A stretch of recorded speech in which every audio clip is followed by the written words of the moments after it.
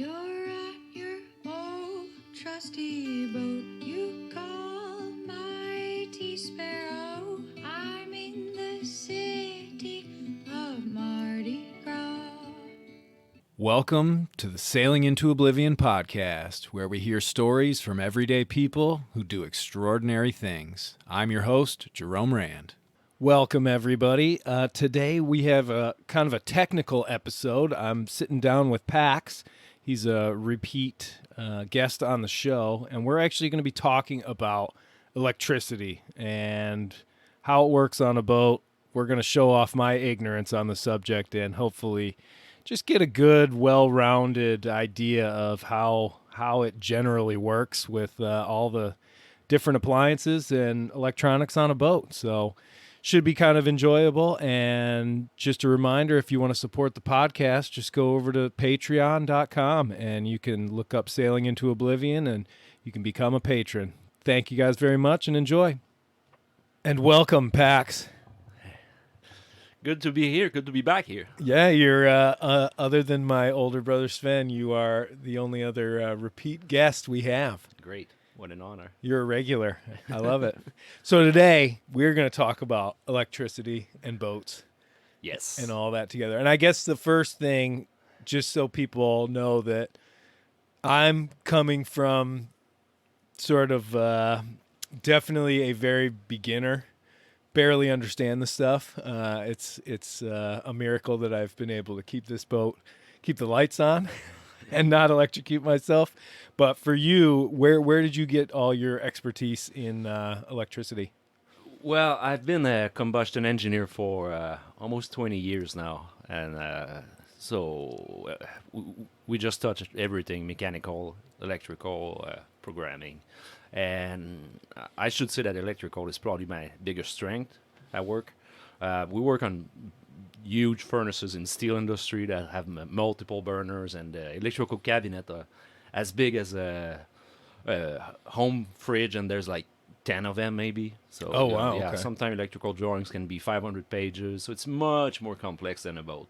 Although very different because we don't use 12 volt DC, but principles stay the same: wiring size, fuses, and just how electricity travel, all that stuff. So it was a pretty good background when I completely redesigned my electrical system. Yeah, on your boat. Yeah. And I've been able to actually see some of the work, and it's absolutely beautiful. Very, very nice stuff. So we've definitely, hopefully we'll be able to get into a little, I don't know, I guess I figured with this, it would just be cool to get some information out there, basic stuff. I guess just starting with like the normal operation of a boat's electrical system from, you've got, obviously you get the power plant, which would be the engine or the shore power, but then where does it go from there? Yeah. Your battery bank, that's the power you have, and that's where it comes from. Now you need charging capacity, but I think before you do any of that, you need to set your needs, and it's just gonna depends on everybody. How much do you need? 200 amp hour, 400? I don't know. It depends. So how much? Basically, you're saying you got to think first how much electricity you're going to be using on a daily basis. I think this step is super important. Like, it's pretty easy to do. You should just run a spreadsheet. Keep that mic real close. You should there we go. Make a spreadsheet and just run what equipment do you have, like lights. Do you have a microwave? We don't, but say you like to eat microwave dinner every night. You got to account for it through the inverter. So you just make a list of everything you have and maybe run different scenario. Like that's pretty much what we should be consuming. Like, the television 2 hours a day, microwave and what does that get measured in? So like let's say a refrigerator, a normal fridge on a boat, what number and what unit would you use to measure that? You can use amps or you can use watt. It's the same thing. Okay. Yeah. It's So what would normal refrigerator take in amps? It should be around 5 amp, 5 maybe 6 depending on size. Most Okay. boats have an amp meter near the electrical panel, so you can pretty much shut off everything and then turn the fridge on. And you're like, all right, that's 5 amp. Right. Little difficult to figure out how much the fridge would be running in a day, but I during the summer I figure it was at least 20 minutes an hour. Mm-hmm. So you're like, okay, that's 8 hour a day. During winter, it's obviously less than that. So if you're using it for 8 hours a day, is it 8 times 5 amps? Yes. So yes, for that that's day, 40 amp hour. 40 amp Yeah, hour. yeah. Okay. And then say you're gonna run another piece of equipment for 30 minutes, and that's a 2 amp. Well, for 30 minutes, that means it's 1 amp hour. That makes sense? Right. Okay. Yeah. And you can look at your amp meter. You can buy those clamp meters, so you can measure it yourself. You can look at on the tag on, say, a water kettle. There should be a tag that says, "Oh, that's 1500 watt." Mm-hmm. 1500 watt divided by 120 volt. That's gonna give you like 11 amps. Oh, okay. So that's how you do the conversion from Yeah. watts to volts is divided by 120? Divided by voltage. Yeah. Yeah. Or, Yeah. sorry, wattage divided. Okay. Yeah. Yeah. Gotcha. Ah. So a fridge running at 5 amp. I'm on 12 already volt, learning stuff. That we're talking about a 60 watt fridge Okay. on a 12 volt system. Yeah. So, and forgive me because because this is a really interesting subject to me, and because I'm such a beginner, we're gonna have to take this pretty slow and keep it pretty simple. But so let's say, just for sake of argument, this boat, all I have is my fridge, and that's it. That's all I'm trying to power, and we can get into like the engine starting battery later. But let's say I just have the fridge, and it's producing, what did we say, like 20 amp hours? Yeah, but no, it would be probably closer to 5 amp. Or okay, so closer to 5 amp if you run it for like 6 to 8 hours a day. And you should try to be, try to get the worst number possible. So running the fridge when it's pretty hot here in South Carolina. yeah. Yeah. So err on the it's- side of caution. So yeah. probably 40 amp hour a day. So now, how do I figure out as far as what batteries or how strong of batteries? I mean, Well, here's I don't want to go too much in detail with the battery gel or acid or lithium. right. But just in 1 minute, you gotta you research the web, you'll read a ton about it. But everybody, I think, know that acid battery, you start losing voltage pretty quickly. You Yeah. shouldn't run them down to 50%. So if you have a 100 amp hour acid battery, already you don't have that first 50 amp hour. That's not usable. It might as well not be there. Yeah. Versus lithium. So obviously I went lithium, and instead of having like 400 amp hour of acid, I just got 200 lithium, which is plenty for our needs, because you can use the whole thing. Although you don't want to like just run down your lithium battery then charge them back, and that's not Right, what right. we do. But yeah, Well, so on this boat, I have basically my house bank, which is 4 deep cycle lead acid batteries, just the regular basic like car batteries, I guess you would call it. I just get them at wherever, the hardware store. So they're nothing special. They're very basic, and I'm assuming most boats probably have those. When I have more than one, so what would sort of, I guess, the standard deep cycle battery? How many amp hours is that? just a Just a regular battery. Yeah, I'm not sure what is the regular. I would say 100. 100 amp hours. I think that's like regular size, like kind of like car size. Yeah. Yeah, I think those are about 100. Okay, Yeah. so if I have 4 of them on here and they're all linked together, Yeah. so I get 400 amp hours. Yeah, it would make sense. Yeah. But because they're lead acid, essentially I can only really use half of that. Oh yeah. Okay. Yeah. When you're gonna get to 50%, you're not gonna get 12 volt. You'll get down to, I don't know, maybe 10.8, and that's when the lights will go down. And Yeah, that's yep. typically, so on my little meter that shows the voltage, when everything's topped up, it usually sits around like 13.7 volts or something. And then I just watch it drop down if there's nothing else charging it. And then usually in the morning, if the fridge has been running or something like that, it's down to maybe 12 volts or 11.9. And you see what happened when you start dropping your voltage because your battery is getting under 60%. You have a little less voltage, but the equipment still use the same energy. But because the voltage is lower, it's gonna use more amp. You know, like 100 watt. so it becomes less efficient. Yeah. Ah. And now you've got lithium batteries, correct? Yeah. On your boat. So the voltage doesn't really drop down. Right. Okay. And they're just It does a little bit, but not as much. Yeah. Do you need as big of a battery bank with those? How many of them do you have? I have two 100 amp hour. Oh, okay. And that's what I had. I had two 100 amp hour acid battery. I replaced them with two 100, so the same thing. Yeah. But lithium, just switching to lithium, I pretty much double my bank. Okay. Well, and mine are usually about $100, $110, I think. How much are the lithium ones? They're expensive, aren't they? Yep, that's yeah. They're coming down, but last summer I paid I think $800 each. Each. Yeah. Holy smokes. Okay. Yeah. Well, and then what about Supposed to last longer though. Oh, we've got a caller up there. We're doing a podcast, man. Freaking love marina life. Look at those. What is that? These are edible sprouts, broccoli and Those are perfect to sprinkle on a pizza.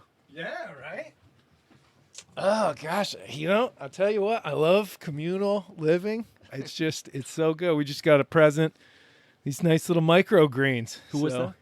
That was Chris. He's been on the show as well. Yeah. So sorry to interrupt all that, but that's how it is. People just come and knocking. So you see how important it is to okay now say we understand the battery, okay, like 100 amp hour or 200 lithium, like I said, you don't have 100% of that bank, but say just for the sake we're talking lithium and you have almost 100%, but you don't want to run down your battery every day, then you recharge them during the day and stuff like that. I like to say you got 3 or 4 days of just like shitty weather, cloudy, you're not really recharging anything with your solar. You should have a bank big enough to sustain you. So I think if you're using a 40 amp hour, that's very, very low number, but I think you should be able to run that power without recharging for 3 or 4 days at minimum. So we're talking 160 amp hour before you for that need at 40 amp hour a day.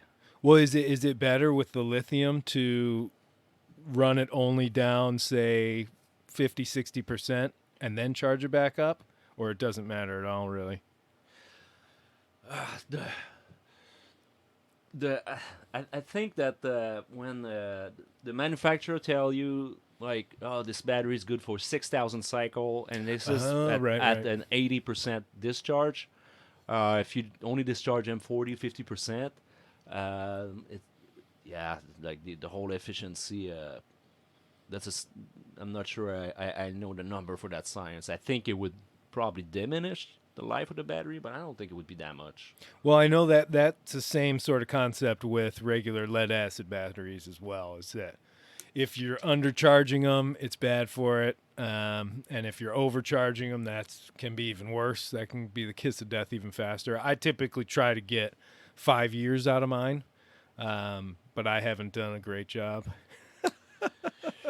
By any means. Supposedly be better with lithium, and my battery, I expect them to last for 10 years. Oh, really? Yeah. Okay. So, and I think that's where when you look at the prices of them, in the end, they're probably still about the same. Yeah, because I had to buy only two batteries to have 200 usable amp hour. And they're going to last a heck of a lot longer.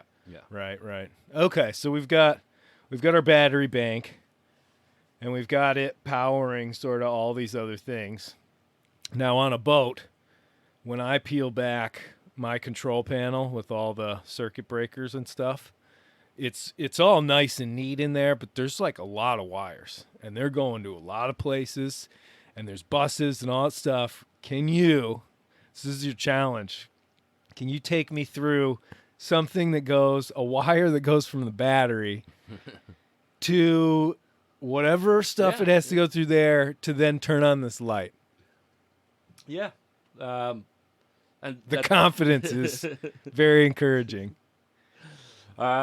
Yeah, just if you strip down everything and then you're free to just design the way you want, then you should just do it right, and then you should go from the positive to the battery to a bus bar.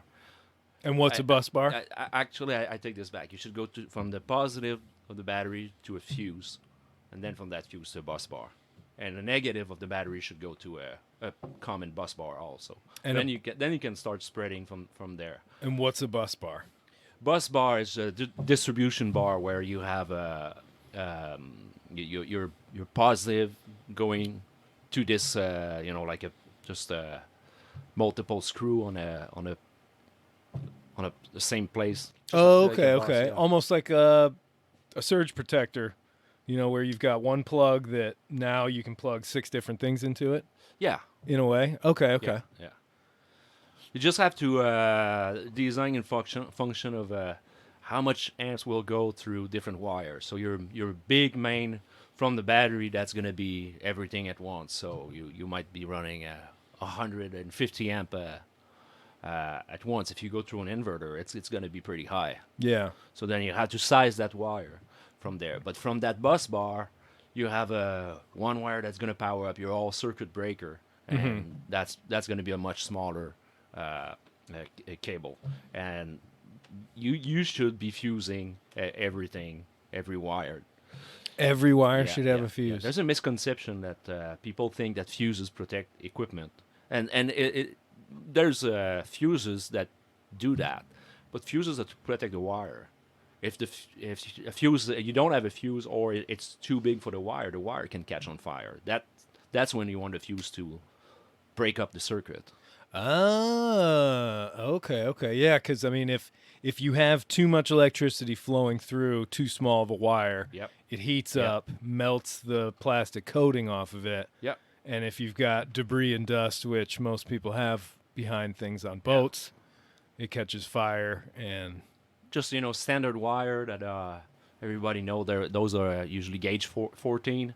yeah. This is good for 15 amp. On DC, you got to be careful because the longer the cable, that's very restrictive. So I think a rule of thumb is about every 10 foot, you need to increase the size of the wire. Oh, okay. But there's chart for that really tell you, like a wire number 4 is good for 90 amp for like up to 20 feet. And at 30 feet, then that wire is good for like 70 amp. Oh, okay. So if you really want to run 90 amp and that's your length, well, you got to go bigger. You got to go bigger. Yeah. Okay. So from the battery, fuses, you protect your wiring. Then a bus bar that distribute for circuit breakers, panel, and then maybe windlass. You need additional fuses for those different wiring that are going to be smaller wire. So you fuse them again. And from the circuit breaker, if you want to fuse instrument to protect instrument, then you can use other fuses. Those fuses will be for your instrument. Usually those would be those small glass fuses. Yeah. So I have those for the AIS, the VHF, and that chart plotter. They all have a little tiny fuse at that last moment before the wire goes in, the positive goes in. And are the fuses always on the positive, typically? Yeah. Yeah. Yep. Okay. Yeah. Okay. So, just so I'm getting this right, it's going from the battery, which is powering the bus. Where does the big red switch come in, where you get to switch between? Yeah. I kind of forgot about that. Oh! Take a drink off your beer. It's your punishment. Yeah, I guess that's also pretty much the first thing to turn the power off. So or select between one battery or the other one. Yeah. So that really is before anything goes to the bus. Then it's going straight to that switch. Yeah. Okay. Because on mine, obviously, and on most, I mean, you can do one battery bank, you can do 2 battery banks, or you can do both.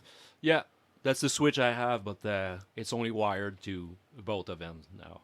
So it's an on-off switch now. I don't have one battery or the other one. Okay. Yeah. And when you turn that off, because that's typically what I do on this boat, is I will, when I leave to go for like a month or something, I unplug it from shore power and I turn the switch off. The solar panels are still charging the batteries because those run directly to the little solar controller thing, which then goes directly to the battery. So the whole bank is constantly getting up to like float charge if it's sunny out. And that's what you want to do, right? Yeah, that's exactly how you should do it. Yeah. Okay. I kind of have two positive bus bar on my boat. One is for the power that is going to equipment distribution, and I have another positive bus bar that is the charging coming to that bus bar. Basically, one DC to DC charger that is connected to the alternator, the shore power charger, and the solar charger. Yeah, because those are typically the three main sources of electricity on a boat. You've got the number one, most isolated one, I would suppose, is the engine because, you don't need a dock and you don't need solar panels for that. And that, you essentially just have an alternator. So anytime the engine's running, it's doing, I think mine probably pumps about 40 amps or something like that. But if I want to, with these old style batteries, if I want to get them up to full charge, I have to run the engine for probably 4 hours. Does it charge your battery as soon as you turn the engine on? Yeah, it takes about 20 seconds before I watch the meter go whoop and kick right on, and you can hear it in the engine because that alternator puts in a little bit of extra load onto the engine as far as like working. But yeah, it just starts going, and yeah, it usually takes about 4 hours if I want full top up. But because I have the solar as well, a lot of times I don't need that. I only have to run it for a little bit. But again, it depends on if the fridge is going, what else is going, and how far I've drained the batteries down. I sort of separated my engine from the lithium battery or the house battery that are lithium versus the engine battery. That's still the old one, just a cranking battery. Oh, okay. And that's lead acid, right? That's lead acid. So the two systems are kind of separated. So the alternator is only charging that engine battery, but the engine battery powers up a DC to DC charger. So I use that engine battery to recharge my lithium battery, the house battery. But a DC to DC is just a completely separated power. It's like almost like a transformer. Oh, okay. Yeah. And I can switch it on or off, so I can run my engine without charging my lithium if I don't need to. Now, does that when you're running that much current through a battery, so it's going in through from the engine and it's charging the battery, but then it's also charging the other stuff?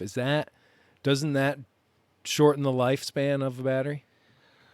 Well, I checked that a couple of weeks ago. Actually, I wanted to just know exactly how, because that DC to DC is 40 amp. It's gonna take power from the engine battery and give me 40 amp to recharge the lithium, no matter the RPM of the engine. Right. But I wanted to know what's the alternator putting in, and at idle, my alternator put 30 amps, so I'm at the deficit there. Oh, okay. At idle, I put 30 in, and I take 40 out, so I don't really want to do that. I figured at 1500 RPM, that's pretty much where I break even. 40. But I don't have to run the charger. If I run it, I should be aware that under 1500, I'm at the deficit on my engine battery. Yeah. Okay. Yeah, with this one, which is an old Perkins engine, I want to say around 800 or 900 RPM is when that sucker kicks up. It'll give a little bit of juice to the batteries at idle, which I think is about 6,000 RPMs. I should probably just change my alternator for a little bigger one, something that would give me at least 50 amp at idle. Right. Okay. Well, that gives me, I definitely feel like I have a little bit more understanding of sort of the whole system. I really didn't realize the fuse thing. That makes me curious to see just how this boat was put together as far as all the Oh fuses. yeah, old boat. I don't think they're Yeah. legit with ABYC. Yeah. Yeah, I'm kind of feeling it's probably not. And I mean, I know there's little things like this light that I've hooked up and a few other things that I've hooked up that I definitely did not put fuses on each and every one. And how do you, when you are looking to figure out what size fuse to put on, how do you figure that out? It's the wiring. That's what you want to protect. So we set an example, a 14 gauge wire. Mm-hmm. That wire can sustain 15 amp. So it should be on a breaker or a fuse of 15 amp Oh, okay. or less. Gotcha. Yeah. And then if you're trying to protect whatever thing that you're running with it, you just got to look at what that will draw its maximum and then match that. No, fuse is only for the wiring. If you're running something that takes 10 amp, say you ran pretty big cable on it, that cabling can take 20 amp. You don't need a 10 or 15 amp fuse. You need a 20 amp fuse for the wiring. Yeah. Oh, okay. Well, so nothing is going to protect that. That now, if you want to protect the instrument, Yeah. and I changed my nav light, and they were recommending I think it was 3 amp fuse. I'm not gonna put a 3 amp fuse on my wiring circuit, so my circuit is protected with the appropriate fuse for that wire size. The nav light are protected with a 3 amp fuse, and I got I don't know, 10 or 15 of those small glass fuses. They're all different sizes Yeah. per the manufacturer instrument. Okay. Gotcha. That makes sense. Interesting. Okay. And I guess, I mean, with the boats having shore power, I suppose that's just AC power getting hooked to your boat, right? Yeah. Essentially, because I mean Yeah. I have it on here just so that I have outlets, and then I do have like a 40 amp battery charger on board. So if it's not sunny, like a day like today, I have it on right now, so it's topping up the batteries. The way I set up mine, I bought a new inverter, a 2,000 watt inverter, and I got a manual switch that select from shore power or inverter power, and so that switch takes both sources. Say I would have the inverter on and the boat plug on shore power. That switch select either or, but I can't have the power from both sources at the same time. At the same time, which would be bad. Yeah. Yeah. No, for sure. Yeah. And then from that switch, I run to my 120 volt breaker panel, and then to all the 120 outlet on the boat. Right. Okay. And you have AC and the heater that runs off shore power, doesn't it, or no? That is the only thing I have on shore power right now. Yeah, everything else is run through the inverter. It's run through the inverter. Yeah. So that one actually, it's really a power cord that run my heater straight out to the marina shore. It doesn't go to that shore power plug on the boat. Right. Okay. Yeah. That's the only thing I really can't run from my battery system and inverter. Yeah. Well, I mean I would think out of any appliance on any boat, air conditioning would probably be the biggest power suck. At the beginning, when we started about your power needs, a lot of people they can't live without AC in the summer, and that's okay. But you really need to account that. Now you might need 600 or 800 amp hour battery because you run around that AC at night. Ah, okay. And hence my whole mantra of keep it as simple and basic as possible. But yeah, I mean, there's definitely times where I'm like, man, I wish it was. But I've always just used fans, I guess. But yeah, there are times where AC would be kind of nice because the bugs. But as far as designing a simple, as little as possible, or somebody that really want everything, it'd be the same thing. How much do you need, and then that's gonna size your battery bank. And once your battery bank is sized, now you can start sizing your charging. Your solar to recharge all that. Right. And then as far as solar goes, I know on mine, I have 2 different panels. You've got 2 panels on yours, correct? Yeah, yeah, And those are measured in watts. yeah. So I guess if I'm trying to prove that I've actually learned something, I think I have a 180 watt panel and then a 120 watt panel. So I got 300 watts up there. And if I divide that by... Dang it. What do I divide that by? Volts. Volts. So volts that I'm using? No. The solar will generate a voltage, and it's not going to be 12 volt. It's going to be 18, 19. It depends on the panel. Some of them will be even almost 30 volt. Okay. But say 20 volt. That's what they're generating at this hour today. Yeah. So then 300 watt divided by 20. So that's like what is it? 15 amp hour. Okay. Yeah. Okay, gotcha. But 300 watt panel will pretty much never give you 300 watt of panel of power. Right. Well, yeah. I mean, even just the smallest little line of shade. And and to all be that. honest, I'm a little bit disappointed at that. I got 175, so 350 watt, Yeah. and obviously I never saw them close to 350. But I was expecting a little more than what I've seen. I think the highest I've seen them was like 275 or 280, and that was like the best sunny day in the summer. Yeah. Now that the sun is always kind of like not at the best angle. Yeah, I it's at barely the old reached 200, wintertime, yeah. southerly. Yeah. Yeah. Yeah, the temperature also affected. Yeah, but about 350 watt, and I never never really go above 250. I have, but it's rare.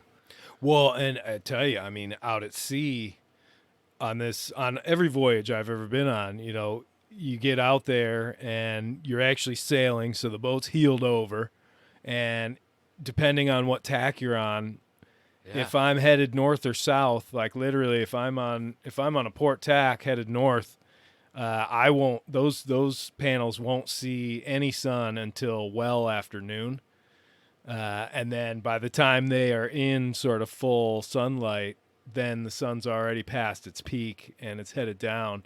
Plus, it's always moving and all that. I remember when I was trying to really, really be able to run that fridge to protect some food, and I was tacking in the morning so that the panels would face the sun better, and like backtrack and then turn and go the other way in the afternoon just to get a little extra juice, and like never open the fridge and all that stuff, man.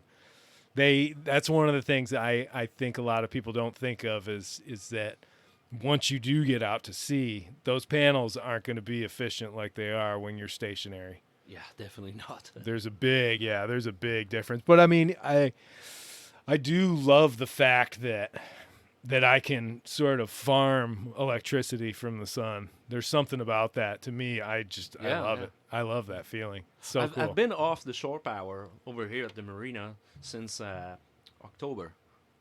Oh, nice, Yeah. man. Beside my portable AC/heater unit, Yeah. but everything else we've been recharging the battery off solar. Yeah. I think it was in November. We just had a couple of days of just rain and cloudy, and pretty much putting nothing back in the battery with solar. Wow. And my battery got down to like 25% after like 4 days, and finally sun came back, and slowly recharging the battery. It took more than a day to get back to 100%, Yeah.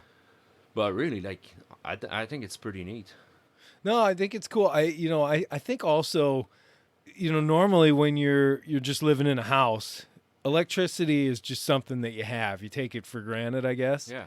When you're on a boat, especially if you're really striving to utilize something like solar, you pay attention to it. Yeah, And yeah.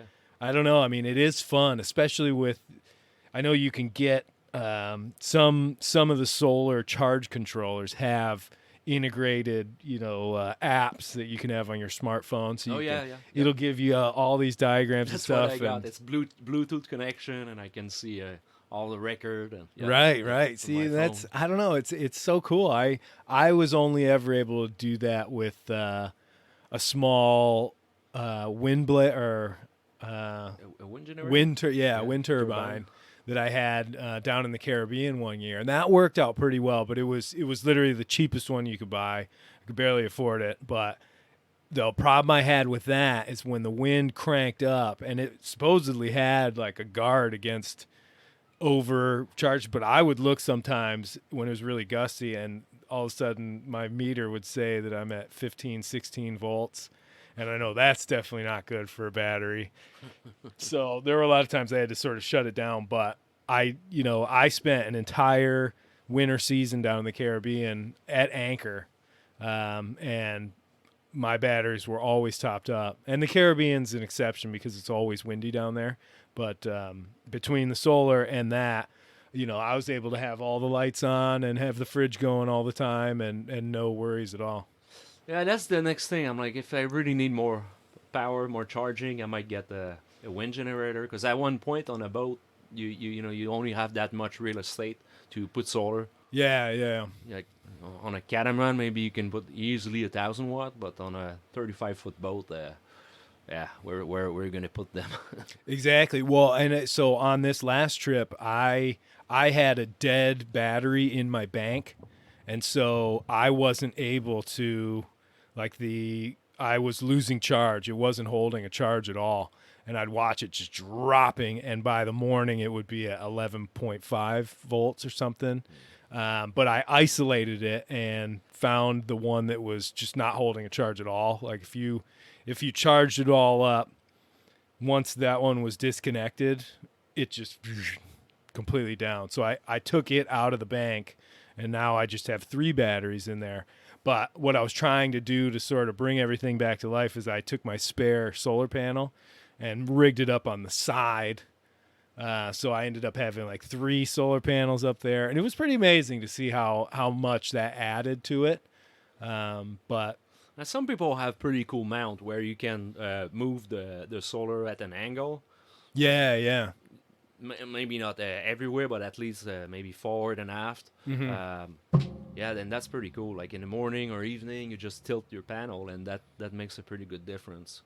The only trouble with those, I was able to only do that for a week maybe, in really light conditions. That is why I did not do it, because I don't want to have like a weak point of So my solar panel are pretty sturdy, and and we had 40 gusts of wind last week.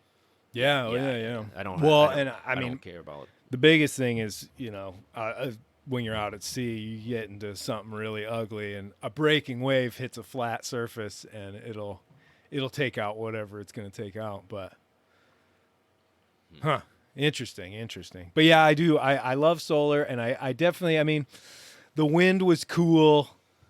It was sort of noisy, and it was something. There were a lot of nights where I had to get up and deal with it when it got real gusty out or something. So I wasn't the biggest fan of it. But I could see the potential for, if you really need to have a lot of juice on your boat and you're going to be at anchor, that's perfect. The other one, which I've never experimented with, is hydro. The hydro one. So whether it's the propeller that drops down and it spins, or there used to be one that you used to drag behind, so on the cable. I know they're pretty expensive, but if you're moving, I think if I were headed back down to like the Southern Ocean or something, I would want something like that, because down there it was cloudy probably more than 50% of the time, and so solar really didn't do anything, and you're always moving. Well, you're always moving, stuck. Yeah. So I don't know. They're all pretty interesting. The other one is when you have. So on this boat with this old engine, and I don't know if the transmission's just like shot or whatever, but the propeller free spins, and you can't, if you put it in reverse, it doesn't stop it. It just keeps spinning. And I remember talking to somebody, and they were like, oh, no, that's just how that transmission works. It's like a velvet drive or something. I'm not 100% sure. I'm definitely not an expert. But they were like, you ought to get some sort of low rotation alternator that you can just hook up to that, because if it's just going to spin, because I mean most alternators have to spin crazy fast to get them to go, but they make different ratios for that, don't they? Yeah. I don't know if they make really low ratio for like, gosh, I don't know how you would connect that to your. Oh, you'd have to Shaft. probably like weld a gear on there and use like a bicycle chain or something like that, or a belt, I guess. I don't know. I ended up on this trip just putting a pipe wrench on it, and I busted my finger something fierce the first time I did it because it was spinning pretty slow, I thought. And I went and I grabbed I've got the pipe wrench in my hand. I'm over the engine in this little thing, headlamp sweating, and I just reached down and that sucker bit, wham, and just smashed my finger. It's now no longer one of those black fingernails, but I never did that one. That stupidly again. So Strength of the water. yeah. Oh man. Well, because it's a big 3-blade prop on this thing. I think ideally, like if I were to do another big trip, I'd probably get like a folding prop, or at least drop it down to like a 2-blade, where if you spin it just right, then the blades are vertical, because on this boat they're hidden behind a pretty sizable. It's not very hydrodynamic on this boat, so I don't know, because they literally when I'm in really rough conditions and running and surfing, the whole boat's vibrating from that prop spinning. It's like, ooh, and you can feel it, and it's and the transmission heats up. Yeah, interesting. Which can't be good. I put mine on forward or reverse, and it stops turning. Yeah, I think from what I ascertained from reading about it, it can be bad because if there's bearings, basically there's no cooling going on in it, and that's what I felt one time. I went in there to stop it because it had been spinning all night, and the transmission was hot. I hadn't run the engine in forever. And I was like, whoa, okay, this is definitely not good. But I think Yanmars are the only ones where you're not supposed to do that. Put it into gear to stop it. But I guess you can do clamps, and there's a whole bunch of different things. I mean, a pipe wrench is probably the most cavemanish thing, and it's annoying as hell, because then when you want to fire up the engine, you got to go take it off, and I don't know. It's a pain. We're a little ghetto on board Old Mighty Sparrow these days. Oh man, I'm trying to think what other electrical sort of oddities. Oh, I got a question for you. Yeah. What about lightning? Yeah. What are your opinions on that in boats? Well, that's the one thing we did not talk about, the whole grounding system. And it's pretty important to have a good ground system where your AC from shore or inverter should be grounded. Your negative side of the battery should also be on that ground, and obviously your engine block. And lightning, oh my god, that's a project. I don't know if I'm gonna do it one day, but we're not really protected right now. I mean, Well, I'm protected because neighbors are taller than me. That's my protection. Do you think there's a bunch of things? I forgot the name of that thing. You basically put that on top of the mast. It's I think a dissipator. Yeah, It looks yeah. like a big brush where it would, and then grounding the mast to a lightning grounding plate. I guess that would be mounted. I've got that on this boat. No, that's There's like a little rod up top, and then that's got a big, pretty heavy duty wire going all the way down the mast, and then it goes to this plate. But do you really think that 1.21 gigawatts hitting any of that stuff on a boat? It would help. It would help. It would help? Oh yeah. Really? Yeah. Where do you think the safest place to be during a lightning storm for a person is on a boat? Down below or in the cockpit? I don't know. The chance that the lightning will strike you, I think it's extremely unlikely. If you get hit, it's going to be the mast. So I would think that it's just away from metals, away from the Keep mast. that mic close. There we go. That makes sense. Yeah. I don't, cockpit or down below, but I would think just not too close to that grounding plate. It's just one of those things I I think about it when it's happening. I'm always obviously thinking about it because it's scary. You never got hit on a... No, I've never been hit, and there's been bolt lightning. There was one electrical storm I went through as I was approaching Sable Island up in the North Atlantic, and the next day, the Garmin InReach, the AIS, and the VHF stopped working. Oh, wow. And there was bolt lightning hitting the water pretty close to the boat, and I don't know. I can't think of any other reason why that many systems would fail in one go. Are they well grounded? Well, the Garmin InReach is just a device that's not plugged into anything. The VHF and everything that's it's got fuses and it's got all that, and I'm assuming I'm pretty sure it's all grounded. Something I'm gonna have to look at. That's funny that the portable stopped working. Yeah, I don't know. And that one had some age on it, had some miles, but still, to have all three of them stop working in one shot that was like, that's a little weird. I think something probably happened. Wow. But who knows? I mean, electricity's a weird thing. Well, I'm trying to think if there's what's the difference? So when I first got on this boat, it had a battery bank of 4 house batteries, but they were all 6 volt. And they were put together not in parallel. They were in a series. Yes. So they essentially were 2 6 volts combined together to form 2 12 volt batteries. And funny thing, when I replaced them with 12 volt batteries, I hooked them up the same. And the first time I hit the button to see how many... 24. Oh, it just went wham! Luckily, I realized my mistake when I saw that, and so I didn't turn anything else on, and I reconnected them all. But is there any benefit to that, having batteries set up in that? Apparently, 6 volt battery are almost the best power you can get for your money. Okay. Yeah, I think it's the cheapest way to go. Like you can buy 4 6 volt battery and run them in series. So you have 2 12 volt battery, or with the 2 6 volt in series. Yeah. And I think it's a cheaper way to have 200 amp hour out of it. Oh, okay. Beside that advantage, I don't know. I think they're very easy to find about anywhere In the world, yeah. Yeah, and they're cheap, they're light, but as far as powering the boat, and I don't think there's any other advantage compared to a bigger battery. Gotcha.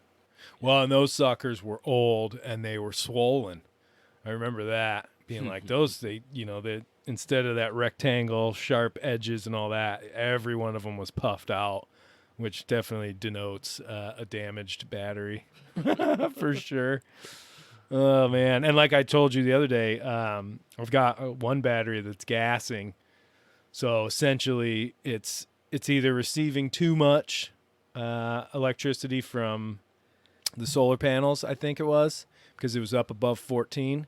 And I could hear a hissing when I was in the engine room, and I looked over and you could see a little bit of the acid coming out of the cap. So see, that's all. Lithium for me is much safer for all that. You don't have that gas and those like a hazard condition with lithium. Although lithium can catch on fire if you overcharge them, but pretty much all of them now have this BMS system integrated to it that they will refuse charge when they're full. Right. Okay. And I know that with the solar stuff, all those charge controllers, don't they just have little heat plates in them or something where once you're at float charge, it's distributing the electricity to these little plates? Isn't that the way they try and get... And they don't get like red hot or anything like that, but they're taking the electricity and just dispersing it into like a little heat plate or something. That's what I always thought. I don't know. Huh. See how little I know? There's a lot of guesswork on my end. Well, who knows? That's interesting. That gives me some food for thought, really, especially with how the system is set up, because I'm going to have to go through this boat and really isolate some of these things and make sure some of these extra lights that I've put in and fans and things like that are all. Yeah, I had a lot of fun kind of drawing the electrical system of the boat. I wanted to know how it was and how what I'm gonna do with it. Just draw a completely new drawing, and it's a pretty neat thing. But now, if I had to troubleshoot anything, I can pull that drawing, and it's just so easy to know what's going on. Yeah, the diagrams are super important. I've got them for this boat. They're not the easiest ones to read, and they were done in pencil, so they're slowly fading away. Should probably actually just go over them in ink, but yeah, definitely you want to have that guide so you're not sitting there having to guess and trace wires and all that sort of stuff. It is a pain. Yeah. Well, so what else has been going on? Tell me about your sewing. Sewing, oh yeah. New fender cover just sewn today. I've seen it. It's a beauty. Yeah. That was the second try. The first try was a disaster. When did you get the machine? Almost a year ago. Oh, okay. And our first project was hatch covers before summer. Yep. Yeah. And those are pretty easy. Yeah, I guess you can say that. Yeah, well, I mean, as far as yeah, no, trying you're to build right. something, They're not the most difficult thing, but I guess it was a good beginner project. Yeah, it's not like you're trying to do like a curved cushion or something like that. Yeah, we're doing fenders cover next, jerry can covers, and yeah, I'm kind of waiting for my Bimini and Dodger to rip off and then have to replace it. Ooh, Yeah, it's coming. Dude, that's a tough one. Sailrite though, they make a great sort of system for building Dodgers. Now you've already got all the pipe work. I could just take it So, down and yeah. that's here's my patterning. Right. If you I just copy it, rip all the stitches out, you'll have all the pieces. Yeah. Remake the pieces and put it all back together. It'll take me forever, but it costs me only the fabric. Yeah. Yeah. I think I would save a couple of $1,000 if I would redo it myself. Oh, easily. I got quoted $3,500 or something like that to build a new Bimini or a new Dodger for this boat. And there's probably less than $500 of fabric if you just buy the material. Right? Oh yeah. No, to get the piping, I didn't have anything. There wasn't anything on here, and I got it all through Sailrite, and it was, I want to say $800 or $900. But it took me 26 hours to make. Yeah. It was one of those projects where I had a lot of Red Bull, and I started it, and I was like, if I stop doing this, because I was going from these YouTube videos, watching 5 minutes of it, and then doing that, and then watching 5 more minutes of doing it, and I was just like, if I stop this, I'm going to be lost. I'm just going to keep going. And it went from in the box to what you see up there today. And that thing's been through 60,000, 70,000 miles now. Still standing, but it's on its last leg. Like It is always a little something with the Sailrite, no? Always. I don't know, like just earlier this afternoon, like just I do a whole stitch, and then at the end of it, I figured that somehow the thread has gotten out of the needle. Mm-hmm. So did this whole stitch, like, oh yeah, that didn't stitch anything. Yeah, where it's just holes. Yeah. They are fun though. Thread Man. it, start again, and then like now it's stitching halfway. That's the bobbin underneath. That's empty. Yeah, right. All right. And then you gotta wind another one. There's been time. I typically, if I'm really on my game, if I do some projects with the Sailrite, at the end of it, I'll go and wind about 8 bobbins, so they're all ready to go for the next time, so I can just keep plugging them in. I always thought of winded, but now that's black fabric, that's fleece for the fenders. Yeah. So I got a black thread, and so I just have one bobbin, but it took like, I don't know, over 2 hours to do the first one, and like 30 minutes to do the second one. Oh, yeah, I know, right? Well, and if you did another one, like if you decided to make some for my boat, it would only take you like 2 minutes. Just kidding. I don't need them. Not on Old Sparrow. She's her paint job is not as robust as it once was. But, oh, man. Well, yeah, we'll get ready for taking the boat out maybe sometime in the spring. Yeah, I know. Oh, well, and we were talking with Brent. I was talking to him, and I guess you had mentioned it as well. So we're gonna hopefully sit down and maybe discuss a little couple of hops out of the intercoastal, or doing some motoring on the intercoastal, but maybe making our way north come April time, something like that, which would be pretty cool. Yep. Go to maybe North Carolina. I don't know if we're gonna reach Virginia, but we'll see. Well, 'Cause and I think your plan is to keep going north, and at one point we will go back south. yeah, eventually I'll probably get to a point. I think a place like Oriental, just there at Cape Hatteras, probably would be about as far north as I would go. Intercoastal stuff, I would want to hop out there, because there, if you get a good weather window, a nice light southerly or something, you hop right out and It'll you take go. you what, a week? Yeah, probably maybe 5 days to 7 days, depending on what the wind does. Normally from here, I head out to the east to hook into the Gulf Stream, and then that carries me for at least 2 days of doing almost 200 miles a day. And then once I'm out of the Gulf Stream, then everything slows back down. But without having to do that, yeah, I would think last year I got up there in 9 days, and I would love to get up there in less than a week. That'd be pretty cool. But yeah, I'm looking forward to it. It's an adventure for me though, because I've always said that, ocean sailing is easy as far as the navigation and the keeping a lookout and traffic and stuff, because it's almost non-existent. But boy, the intercoastal for me is stressful. Oh yeah, it's especially at low tide.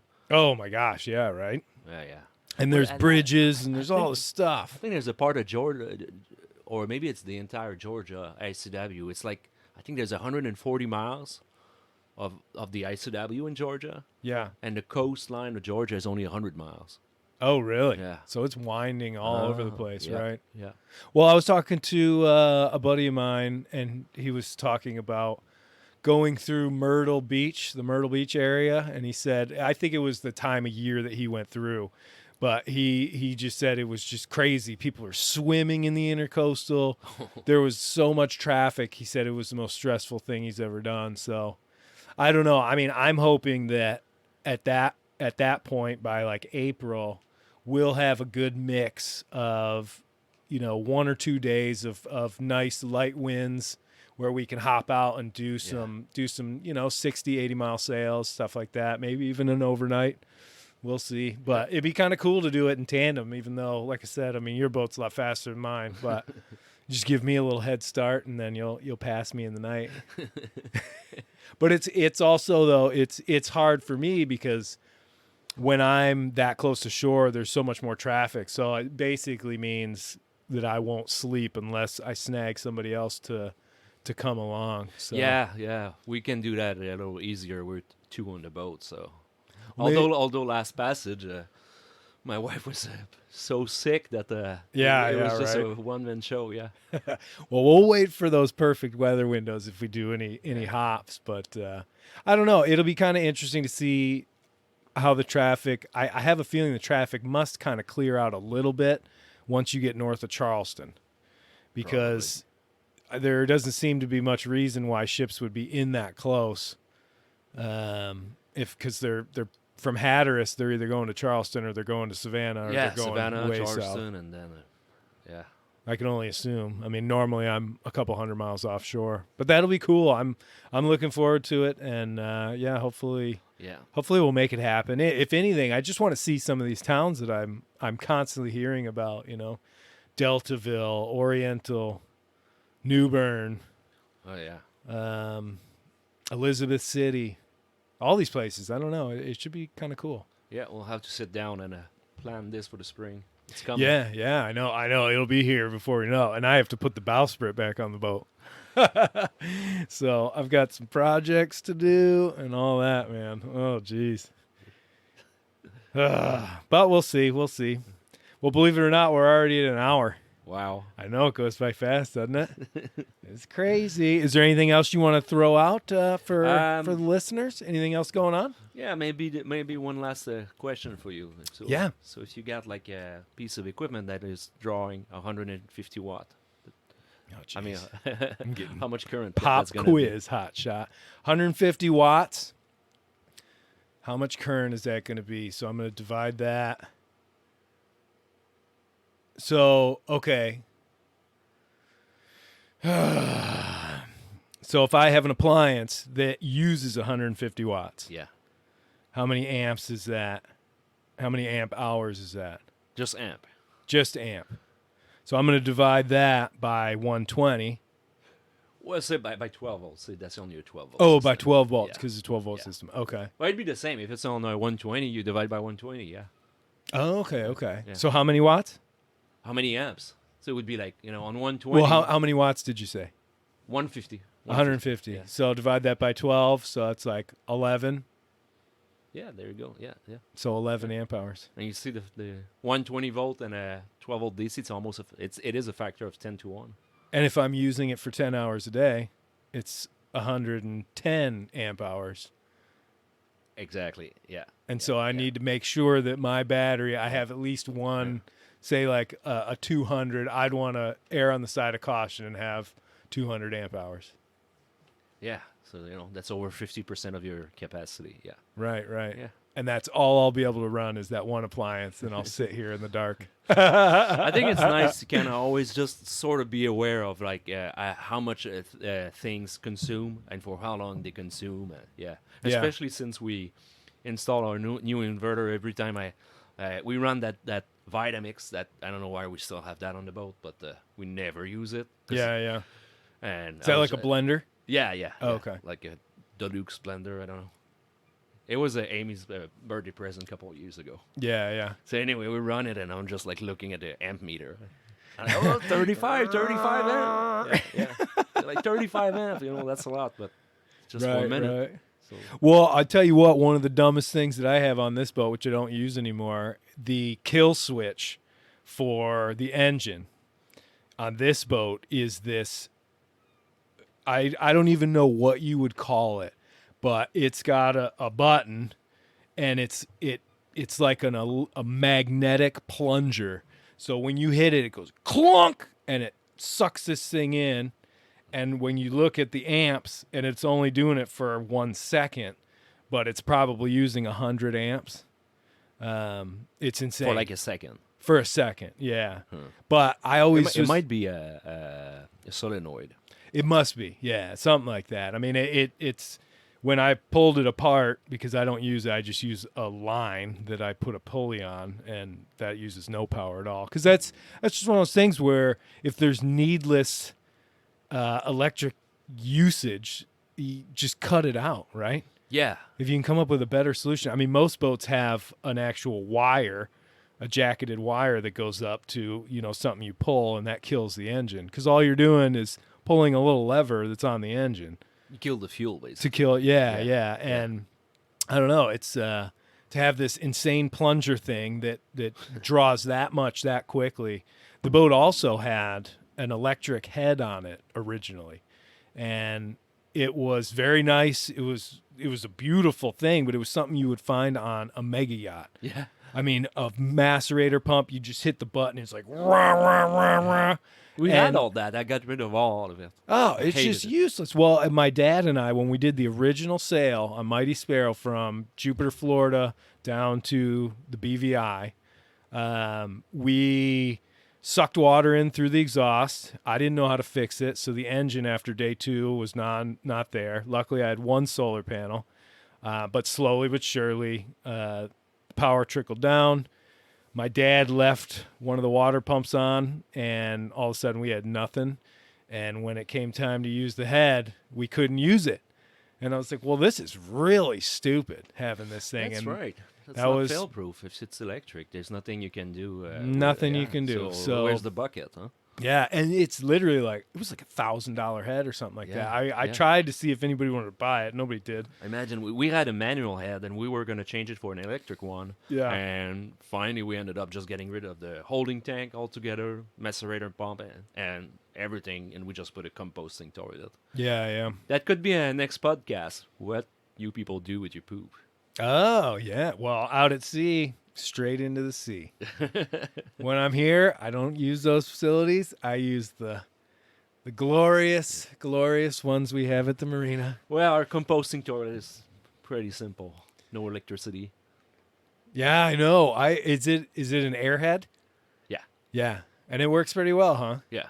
Yeah, I mean, does what it's intended to do. Right. No, that is pretty cool. Yeah, we'll have to get into that on another one. I'm sure we'll do another podcast. But yeah, that is kind of interesting. I mean, there's so many systems on these boats. It's very much like a household, but it's all just condensed and compacted into these tiny little things. It's a big machine, really. Like it's there's just mechanic stuff, electric, all the rigging, sailing. Yeah. Oh yeah. But it seems like one of those things where the more complicated and the more appliances that you have to quote unquote make your life more convenient and comfortable seem to have a way of turning against you and turning into monster headaches when they break down. Yep. Or this or that happens. And like I said in the beginning, I mean, my mantra on this boat has always been simple. Keep it really simple. Only really have the things that you need. I mean, there's a few things that I want, stuff like that, but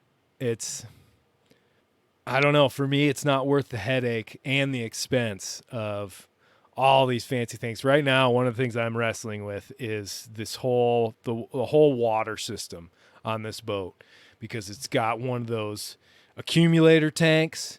It's got a filter, and then it's got a mesh filter, fine filter thing, and the water spits out of the thing. I don't know. It all seems like it's all just too complicated, and it has all these valves these check valves and things like that. I don't know. I think I need to rip the whole thing out, simplify it. I mean, I like the little accumulator tank because it keeps the pressure up a little more consistent. But if it's not all primed, then it spits coming out of the faucet. Yeah. And it's like, jeez. Yeah, we don't have that accumulator, and we got pretty steady pressure. Yeah. Yeah, just need a good pump. Yeah. Do you have an impeller one, or is it one of the It's that one. the plunger one? Yeah. Or what do they call that? Yeah, what's it called? It's almost like a pneumatic pump, but it's like Pneumatic pump. Yeah, it is, right? Yeah. Well, it's like a membrane kind of thing. Yeah. Oh, a it's not- diaphragm. Diaphragm. There we go. Boom. God, we got it.